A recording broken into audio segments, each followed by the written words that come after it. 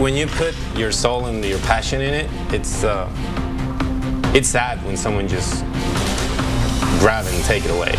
The social media post that got it back. And Team 10 investigates a 2-block ambulance ride cost a local vet $2,000 and exposes a bigger problem. Why the VA isn't paying medical bills for veterans in California. But we begin with that story you will only see on 10 News. Kind of scary in a way because you don't know why they would take such an odd item. When we came out. In the dark of the night, a strange theft is creeping out a lot of people in a neighborhood in the North County. And as 10 News reporter Michael Chen found out, car owners now fear the item that was stolen will lead to a repeat visit from the thief. It is found inside your glove compartment. You never really even look at it. Generally no personal information in it, so why are thieves now targeting it? On Red Coach Lane in Encinitas. I haven't seen any crime in the 10 years I've been here. Crime is unusual, and this one is downright strange. This is my wife's car. On Saturday morning, Mark Allen found his wife's locked Toyota Prius open and ransacked. Over there was a new Garmin, and it wasn't taken. The thief instead grabbing a hidden $20 bill and something odd. It was very bizarre that the manual would be missing. Yes, the car manual, and it wasn't the only one nabbed. A few feet away. Main manual, the big manual, was gone. The manual for Allen's Acura TLX also missing. The thief also tossing his car, leaving behind electronics like an iPod. Because he took something so seemingly uninteresting. And a few blocks away, 2 other vehicles broken into the same night. Car manuals vanished. What are they going to use it for? Our calls to local agencies for the answer unanswered due to the holiday. But in Florida, police there recently warning of a trend of car manual thefts. Sometimes valet keys found in those manuals. Thieves also looking for key codes in hopes of going to a dealer and asking for a replacement key. It's very disturbing. It's very disturbing. Allen says the thefts have stolen his peace of mind. I didn't sleep very well that next day, wondering what's next. Are they going to come back? Are they coming back for the cars? Michael Chen, 10 News. Wow. All right. So we scoured dealer sites and found several that also require proof of ownership as well as other verification to get those new keys. We also pulled up this crime map. It shows Encinitas Boulevard. We're talking about between El Camino Real and Rancho Santa Fe Road. There have been about a dozen car break-ins and burglaries in this area just in the past month. It's a lot happening now. San Diegans getting their first chance to share their concerns about the president with the men who represent them. Congressman Scott Peters is holding the first of what may be several town hall meetings, and our 10 News reporter is live in Claremont. Yeah, hi, Steve. The congressman is actually asking people to fill out one of these surveys to let him know what they are most concerned about. Now, right now, they're actually taking a break for the evening prayer service here at the Islamic Center of San Diego, and then the town hall will continue. Ever since President Trump took office, grassroots groups have formed asking their representatives to hold town hall meetings. This is the first since Congress is now on break.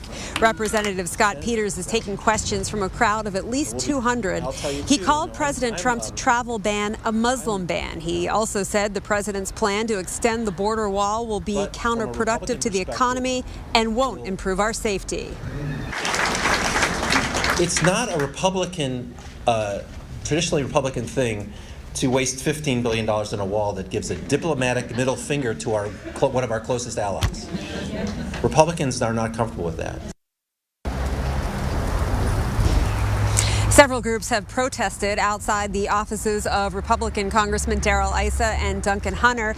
They want them to hold similar town halls. Neither congressman has set a date. Peters' next town hall will be this Wednesday night with Representative Susan Davis. Reporting live in Claremont, Rachel Bianco, 10 News. All right, Rachel, thank you. And we're still working to find out if this explosion at an oil refinery near Los Angeles will mean even higher gas prices here.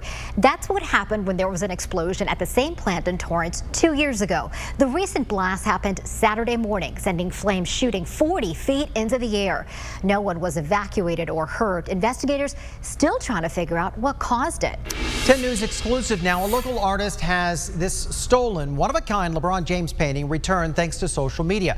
And now he's talking about the shocking heist. Paco Pablos was on stage at a music and arts festival in Courtyard when the thief took off with the painting. Pablo says it's a special piece of art that took him about a week to finish, and it's part of a larger series. When you put your soul and your passion in it, it's sad when someone just grab and take it away. I couldn't believe it. I couldn't believe it because, I mean, if it was up to me, I would never take a picture and brag about something I did, especially if it's a felony.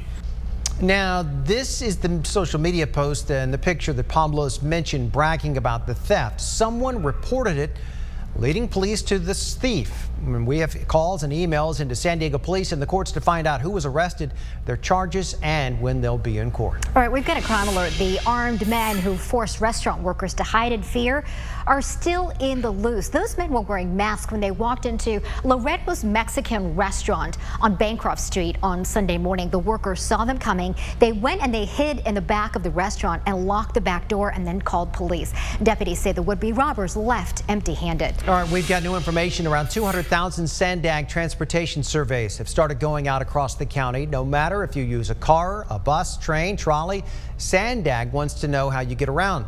Ariel Wessler got one of those surveys in the mail, and he is live in our newsroom with much more on this. Well, Steve, that's right. This is it. You're going to want to look for this survey, or this letter, I should say, in your mailbox. It has a code for you to take an online survey. I sat down in our newsroom today to take that survey, and the questions cover everything from how you get around to where you go and how much it costs you. Sandag leaders say all of that information is going to help them prioritize future projects for our county. I also went to the Old Town Transit Center to ask San Diegans what improvements they'd like to see. Well, I do like that idea of having the trolley go out to La Jolla. That would be awesome. But it'd be better if there'd be more buses to come. That way, it'd be easier to get to places faster. There is a second part to this questionnaire as well. Sandag also asks you to download the smartphone app OurMove. It automatically tracks your travel patterns, kind of creating a travel diary, and then asks you some more questions about how and why you traveled where you did. It's going to track you for about a week. Sandag says the data is not analyzed individually. It protects your privacy because it's grouped with other households. And a similar study for the San Diego area was last done in 2006. Now, the work does pay off, and I saw this in an email. For every adult in your house who completes the travel diary, Sandag will give you a gift card to Walmart or Amazon worth up to $20. Live in the newsroom, Ariel Wessler, 10 News. All right, Ariel, thank you. Well, you don't need Sandag to tell you the traffic in San Diego can get pretty bad, but just how bad might surprise you. A new study ranks San Diego in the top 50 for the worst traffic in the world. We come in at number 47. San Diegans spent 10% of their time driving in traffic last year. For those of you that drive during the rush hour, well, you spent just over 46 hours sitting in traffic. We're still not as bad as LA, though. They were ranked as the worst city in the world for traffic. All right, Itika, Brian Schlonsky here in the 10 News Live Center tracking some breaking news. In this just in, we are learning some new information now about the parolee who is suspected of shooting and killing this Whittier police officer. Police said the suspect is a 26-year-old gang member who was just released from jail about a week ago. Investigators say before he got into this gun battle with police, he killed another man in East Los Angeles, stole a car, and then wrecked it into another car. You can see we have a photo of that right here. Police say the suspect pulled a gun when they got ready to search him, shooting and killing 25-year-old veteran officer Keith Boyer, then shooting and wounding his partner as well, Patrick Hazel. Guys. All right, as Brian was just talking about, it was a moving scene today. Dozens of officers saluting as Officer Keith Boyer's body arrived at the Orange County Coroner's office in that white car. His colleagues breaking down in tears as they remembered him. You know, it's really hard for me to hold back.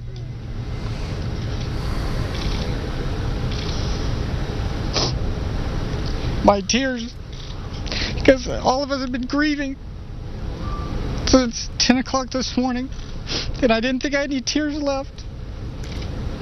Boyer's partner is in stable condition. New developments: more than 100 Oroville evacuees are being told they don't have to worry about catching the norovirus. There was concern of an outbreak at a Red Cross shelter in Chico, but a spokesperson now saying the people who got sick simply had a stomach illness.